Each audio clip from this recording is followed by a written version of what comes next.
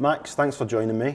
Here at Skipton's head office, you work here as part of the Treasury team. Do you want to just elaborate on what part of your role is with the company? Yeah, my pleasure. So thanks for having me firstly. I'm Max Shepherd, part of the Treasury team here at Skipton. I'm a senior secured funding analyst and also a member of the Economics Forum, which should be helpful for today's conversation. Excellent, thanks Max.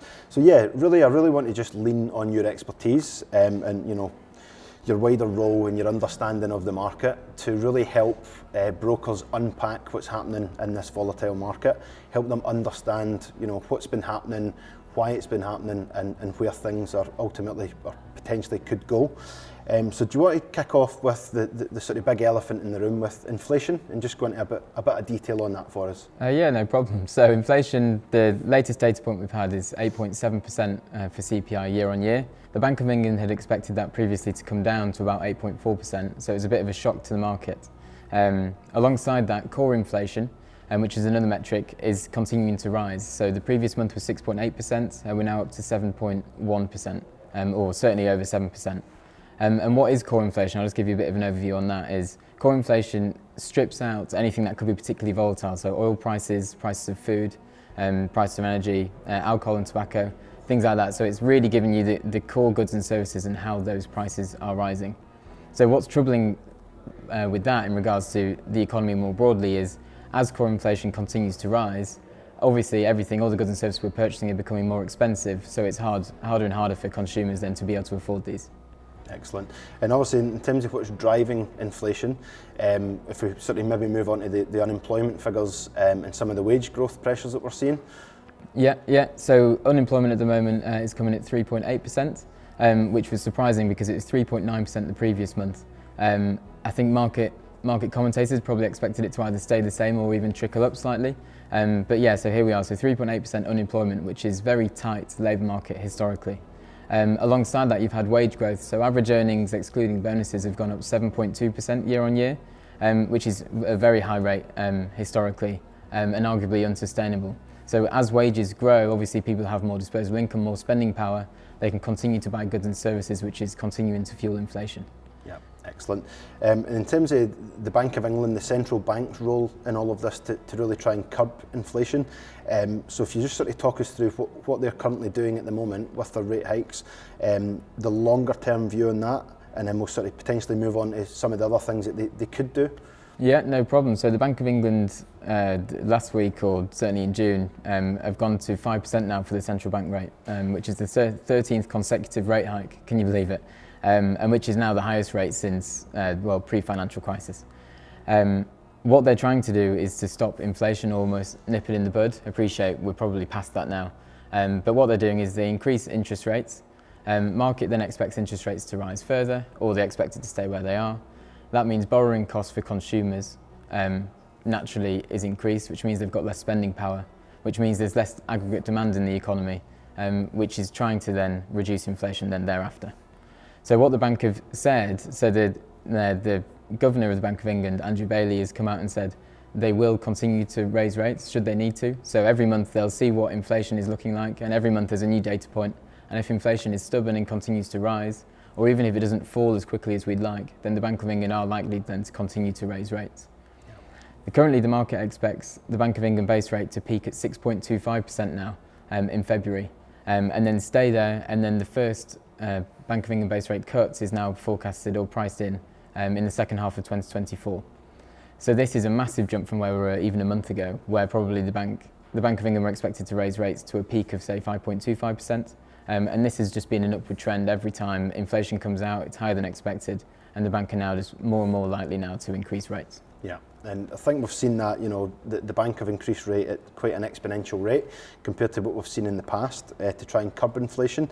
But some of the questions we're getting from brokers, or some of the comments are, well, not everyone's got a mortgage.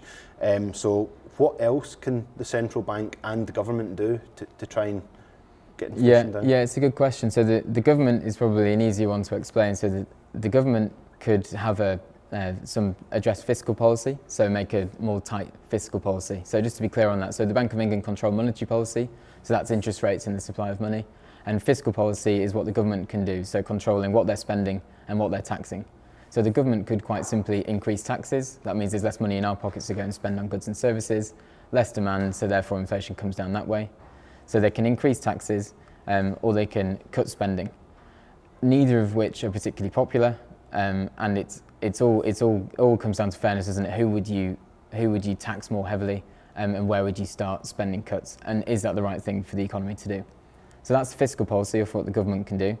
The other tool in the Bank of England's armoury, I guess, is to do what we call quantitative tightening, which is the opposite of quantitative easing, which is what we've done post-financial crisis to sort of stimulate the economy and get it going again, which a lot of people say is printing money, but essentially what the Bank of England are doing are going out and buying government-issued gilts or bonds. So when they're buying that, what's happening is the demand for these gilts is going up, which means the price is going up, which means the yield or the interest rate on these gilts is coming down. So essentially, as you do quantitative easing, interest rates for government spending are coming down. So quantitative tightening is the opposite of that. So you can either go and actively sell these government bonds or gilts back into the market, or you can simply just stop buying any more. So as these gilts are maturing, you're in effect unwinding the quantitative easing that we've done previously.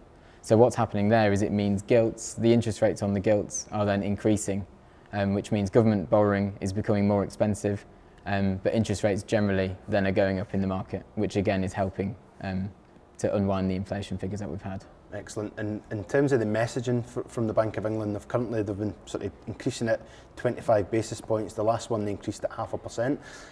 In your opinion, do you think that the Bank of England's messaging with the rate rises is forceful enough, or do they need to be doing more with the messaging? Yeah, I think it's interesting. So that all of the Monetary Policy Committee members are coming out on a regular basis and doing talks and saying what they expect. So at the previous meeting we had, there's 9 Monetary Policy Committee members. All of these have a vote to which way interest rates go. This time it was 7 voted for interest rate hike, which is what we got, so the 0.5% rise. 2 voted no, let's keep it where they are. The reason they wanted to keep it where it is they think there's still a lot of the pain that's coming from the higher interest rates that we've already had is still yet to feed through into the economy. I think only a third of people have yet to refix onto a higher interest rate. So there's still a lot of pain that's still to seep into the economy without the Bank of England going further. So what the Bank of England or the Monetary Policy Committee members are doing is they're coming out to the market and saying if inflation continues to increase, then we will have to raise rates. And that's important. That forward guidance is important for the markets because that's how the markets sort of that's how they sort of forecast where interest rates are going to go in the future. Mm-hmm. And that is ultimately what's determining mortgage pricing, because mortgages obviously are looking at where interest rates are today, but how mortgages are priced is the average between where interest rates are today. And so if you've got a 2-year fixed product, it's between where they are today and where the market expects interest rates to be in 2 years' time. Yeah. And that's how we price mortgages. So therefore, the Bank of England need to give you that forward guidance so we can have a view of where mortgage rates may be in 2 years' time, and then we can formulate a view on how to price mortgages. Excellent. Thanks for that detail. If we sort of move on to GDP, gross domestic produce, if you just sort of give us an overview of sort of what's been happening there and the reforecast of it from the IMF, etc. Yeah, so it's been quite resilient. So every month we've had the odd month where it's gone slightly negative, and then the other months where it's been slightly positive, but it's been a fairly mundane picture for GDP. There was a lot of external forecasters. So the IMF about a year ago, maybe even 6 months ago, expected us to technically fall into a recession. In 2023, the IMF have now had a new forecast and they now expect us to just stay above the waterline and not go into recession. Just a bit of a reminder for people that what a recession means technically is 2 consecutive quarters of negative growth. And at the moment, maybe the quarter-on-quarter growth, so the year-on-year growth at the moment is 0.5% from April to April. So we're floating around the 0% mark. So if we technically go into recession, it's possible, but I mean, if we're 0.1% over or 0.1% under, in reality, it's not binary. There's still quite sluggish growth. There's still quite sluggish growth outcomes, regardless of whether we're in a recession or not technically. Excellent. And in terms of, we'll sort of touch on house prices. Obviously, lenders they do really keep their eye on house prices, as well as the unemployment rate. House prices so far have sort of held up quite well. They've been propped up really well. So, first question: what's your sort of view on where house prices are potentially going? Yeah. So on that, So firstly, so Nationwide this morning actually have said year on year house prices have now fallen 3.5%. So I think it's either May or June's actual data. But interestingly, this month they actually rose 0.1%, which is following a minus 0.1% the month before this. So the chief economist at Nationwide has commented on this. I think I heard him on the radio this morning, and he said he was actually surprised that it's a positive reading. But generally speaking, the direction of travel is probably more pain to come for house prices, certainly in my personal view. The reason is it's hard when interest rates continue to rise like this, mortgages are getting so expensive, it's hard for people to sustain the level of borrowing that they have. If I was sat on a house and I was thinking, shall I now go and upsize? It's hard for me to upsize when mortgage rates are so high, so I'm probably just going to stay put. So the demand for houses is naturally going to fall whilst mortgage rates continue to rise. Excellent. The Skipton in-house view, which is in our report and accounts for 2022, is a 7% reduction in house prices for 2023, and then a 3% reduction in house prices in 2024. This is quite similar to a lot of external market forecasters. You see some people who are slightly more pessimistic, such as Capital Economics have come out, and they've had an article recently where they're saying if mortgage rates continue to be where they are, then we're going to see a lot more pain than that. And I think their central case is about a 12% fall in house prices. Okay. So yeah, it's not a lovely picture, but we need to see what mortgage rates are doing. Yeah, and in your opinion, with house prices sort of being quite resilient at the moment, what is propping that up? What are the things that are preventing it from collapsing completely? Yeah, so I guess there's a limited supply of houses. Everyone's talking about it, and there's always been, or for the last 10 years at least, there's always been more and more calls for more houses to be built. If there's more supply of houses and the same amount of demand, then house prices should steady or not go up as much as they had. So yes, we've got these problems with mortgage rates, but ultimately or fundamentally in the UK, we still need more houses. So therefore it's difficult for house prices to fall when there is a natural demand. I mean, people get married, people die, people are born all the time. People still need houses. And if there's not that supply of housing there, then it's difficult for house prices to really fall because people need them. Excellent, thank you. And I think we'll maybe end on a bit of optimism because some of the data, is quite, it's quite challenging for some people to take it in, especially the message with where things are potentially going in the next sort of 6 to 12 months. So, in terms of a bit of optimism, what are some of the things that potentially might happen or could happen that brokers should actually be more optimistic about? Yeah, okay. So we've got, for instance, the off-gem price cap, which is on your energy bills, that has just been lowered. So from the 1st of July, your energy bills should be cheaper for the average household. You should be saving around £200 a year, which, okay, granted, it's still a lot higher than they were, but we thought this could continue to rise. So I guess that's a good news point.